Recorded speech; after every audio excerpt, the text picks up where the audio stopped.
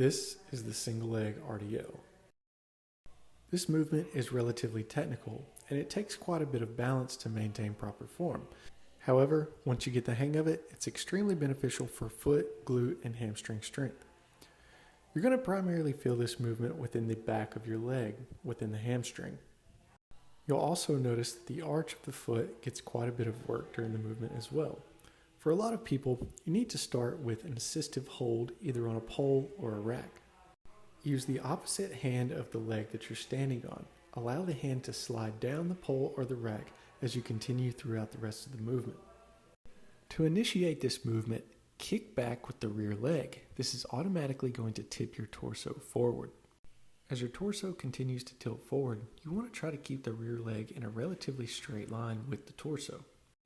Once you feel like you've mastered the assistive version with the pole or the rack, then it's time to try the bodyweight version. I want to point out that I'm not actually reaching for the floor during this movement. I'm only bending forward and reaching my arms toward the floor until the point where I feel a nice stretch within the hamstring of the back side of my leg. Once a good stretch in the hamstring is achieved, then that is going to be the point where you can initiate the upward side of this movement. For some people, they won't reach as far down to the floor. For others, they will get really close or even touch the floor. Now let's take a look at the weighted version of this movement. You want to go ahead and grab the weight in the opposite side of the standing leg.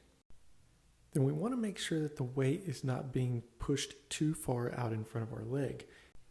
Generally, we want to take the weight in the direction of our toes.